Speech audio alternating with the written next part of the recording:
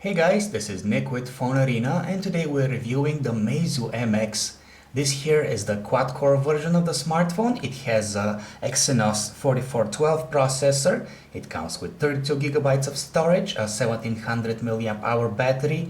On the back we have an 8 megapixel camera with a LED flash.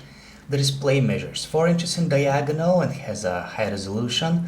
And Android 4.0 is installed out of the box. What we have on our hands is a smartphone made entirely out of glossy plastic. It looks okay, but it definitely doesn't feel like a premium device. Besides, the 2-button volume rocker located on its left side should have been designed better. It isn't exposed enough and does not provide enough tactile feedback. On the bright side, the dynamic capacitive buttons located underneath the display are a nice little design touch. They change their orientation depending on how you are holding the device. We are quite satisfied with the 4-inch display on the Meizu MX. It has a resolution of 640 by 960 pixels, which means that spotting an individual pixel is actually pretty hard. The only thing that we didn't quite like was that whites look a bit yellowish, but other than that, there's nothing that we can complain about. The screen has a neutral color reproduction and can be used outdoors without too much of an effort.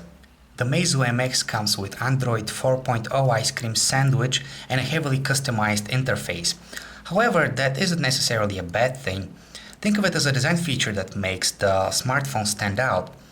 The interface is called Flyme OS and appears to have been inspired by the iPhone.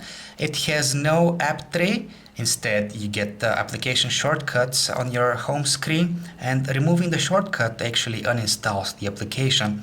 You also get the multitasking tray when you hold down the menu key with all your recent applications and playback controls for the media player. On the lock screen we see a shortcut that opens up the contacts list, and on the right we have a shortcut that opens up the texting application. Speaking of which, the on-screen virtual keyboard on the Meizu MX gets the job done, but it's not among the most comfortable ones we've ever used. As we mentioned earlier, the Meizu MX comes with a quad-core Exynos 4412 processor, which is exactly the same chip that we have inside the Samsung Galaxy S3. Therefore, it should come as no surprise that the performance with the smartphone is excellent. The smartphone is really responsive no matter the circumstances. Interestingly, there is a way of adjusting the maximum clock speed of the processor depending on whether you prioritize battery life or performance. The stock web browser is fast, responsive, and loads pages pretty quickly. However, it refuses to play back embedded Adobe Flash videos, even though the Flash plugin should be supported. Embedded HTML5 videos play back in full screen mode. The Meizu MX can take some pretty good photos with its 8 megapixel camera. There's a lot of details in macro shots, the shutter lag is almost non-present, and the color balance is accurate as long as the sun is not shining straight in your lens. The 1080p video that it captures is also of decent quality. We are also happy with the Meizu MX's stock music player. It has a nice interface, it supports a wide variety of file formats, and it would allow to browse your music folder by folder, so you don't have to keep it all that organized. The stock video player is also pretty good. It supports all major video file formats up to 1080p resolution.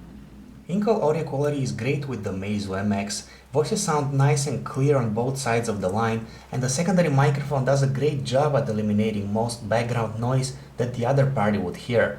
Besides, the built-in loudspeaker is pretty loud and does not distort the sound even when its volume level is turned up to the maximum.